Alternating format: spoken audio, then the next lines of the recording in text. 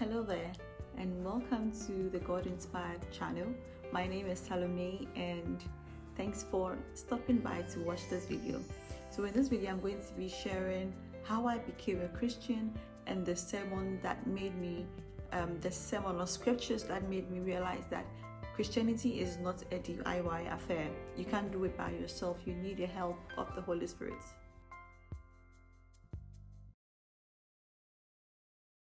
So my background, I come from a home where both parents are Christians. My parents got married in a church. My siblings and I were born and raised in the church. And our church life was Sundays, Wednesdays, and Fridays. So Sundays, we go for Sunday service, and after school on Wednesday and Fridays, we join our parents to church in the evenings. And to me, it was just part of my schedule.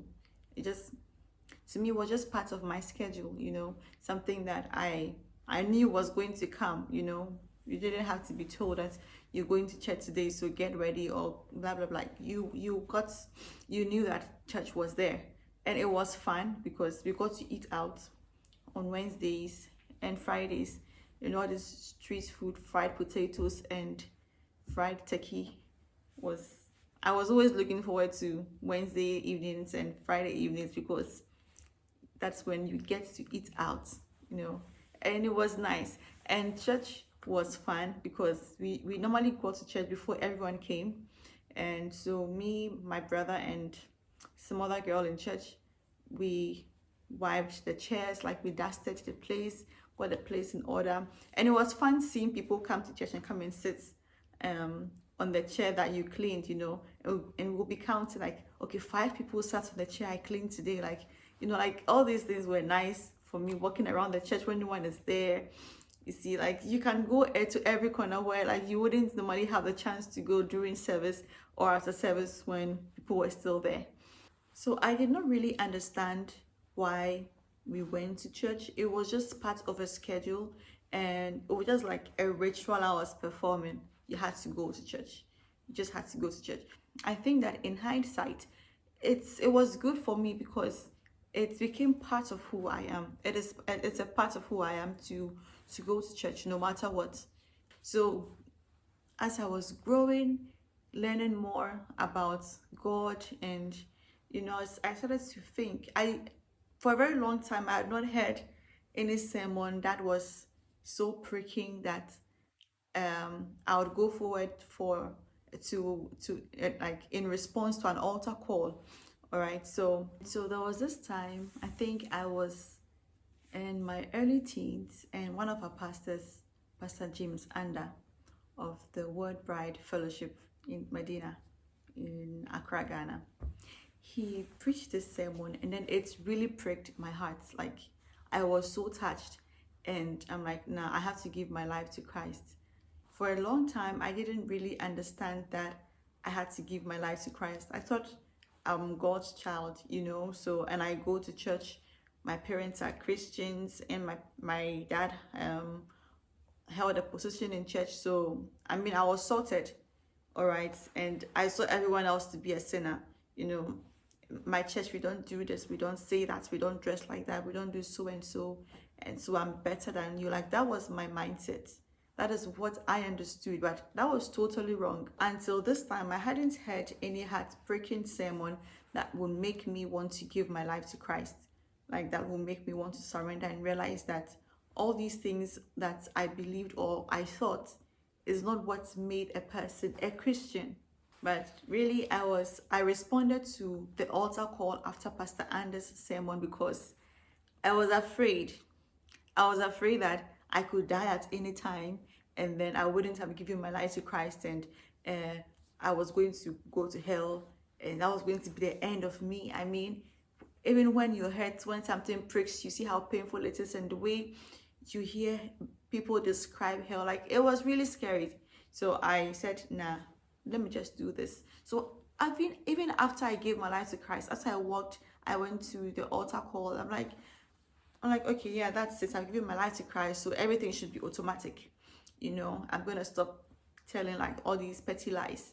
I'm going to be diligent with reading the Bible, you know, like I was going to try to be a Christian.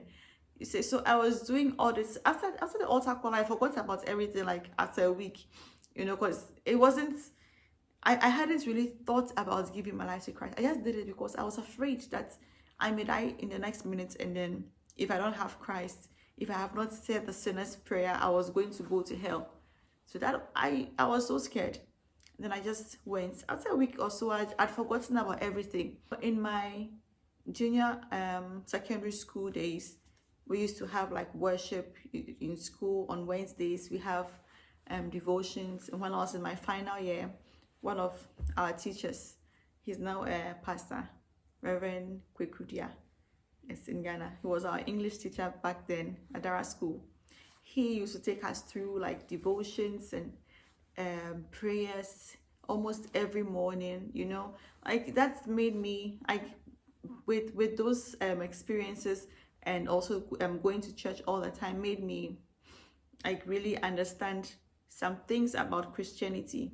Okay, but in hindsight, I really wish that there was something like a believers class that's or young believers class that will be taught, you know, where we could ask questions, you know, and then we could have in-depth Bible studies, not just going to join the whole congregation on Sunday, and then if you get to go to church on Wednesday and on Friday, like you hear other things.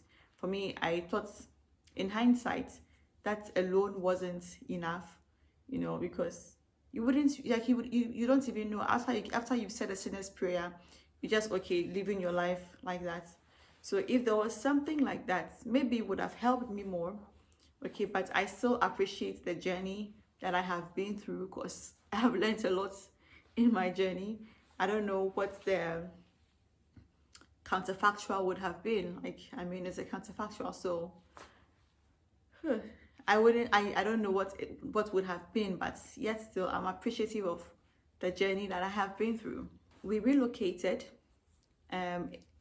church. We relocated in church terms because the branch we used to attend was really far away, and then we came to a different branch. That is where I met Pastor Anda, whose sermon pricked my heart, and then I said a sinner's prayer. And when we moved there, we resumed going to church on weekdays, because previously we stopped going because we came back from school, and then my parents from work, it was really far from home. Okay, so we couldn't go to church, and it was just my parents who used to go. So we resumed going to weekday services, you know, and then I had this timetable. So weekday services were Tuesdays and Thursdays, or Tuesdays and Fridays. Yeah, Tuesdays and Thursdays, I think. So in my mind, Sunday I go to church. Monday, church is still in me. You know, church is still fresh in me. So I'm going to try to be a Christian, you see. And then Tuesday, I'm still going to church. And I never liked asking for forgiveness. Like, I felt so guilty anytime I did something wrong.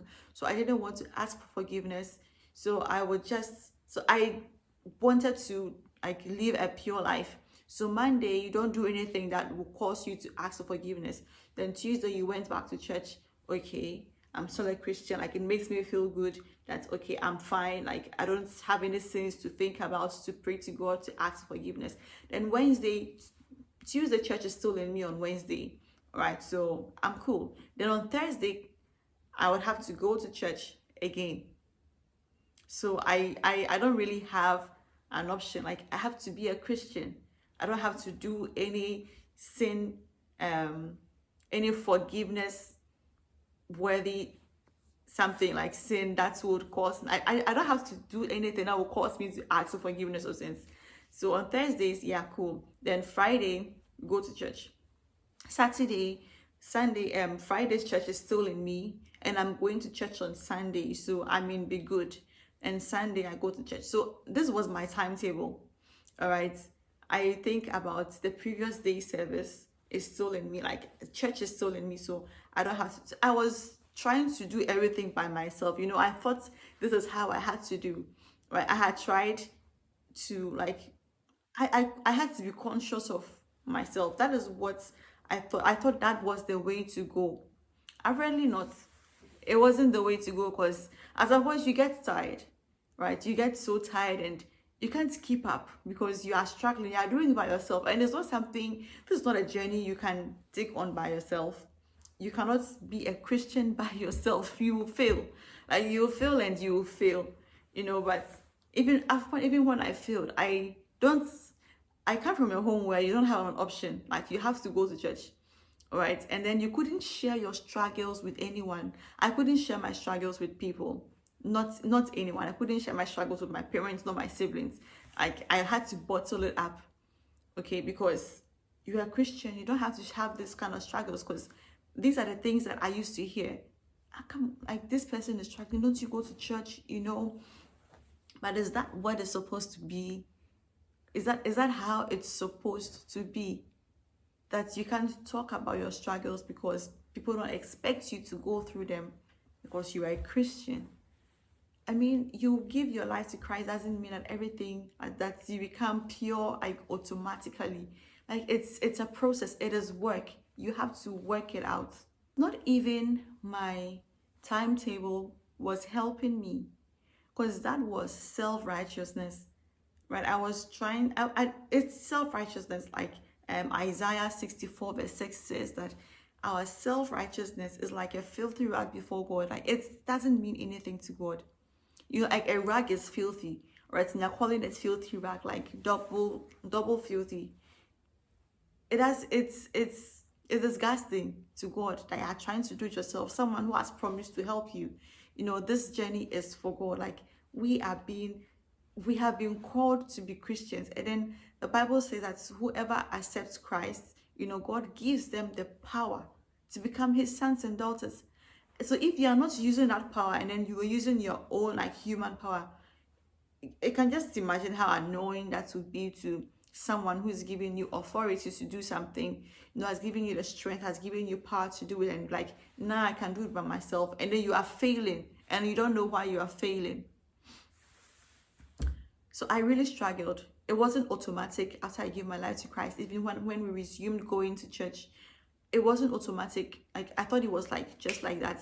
Okay, God, I'm here. I'm your child. My father is so and so in the church. My mother is so good. You know, I go to church all the time, and I haven't sinned. I haven't done this. I have forfeited so and so. So, I mean, talk to me, like, make me, you know, but it doesn't work like that. So fast forward to when I was at the university, and I was at the University of Ghana, and it was close to Pastor Anders' church. So that is where I go. I mean, that's where I went anytime I was in school. So I used to go to Pastor Anders' church, like the Word Bride Fellowship in Medina. And there was this time that he preached this sermon, and I'm like, wow, like, that is when I understood what it meant to be a Christian. This is the end of part 1. I'm going to upload the second part of this video. Don't forget to subscribe to my channel and turn on the notification bell there, all right, so that you get notified when I upload a video. Please do well to like this video and share, comment, and let me know what you think. How has your Christian journey been? What kind of encouragement do you want? Write in the comment section. I would type something. I would encourage you. My other viewers who are also led to encourage you will definitely encourage you. And yeah, thank you for watching. See you in my next video.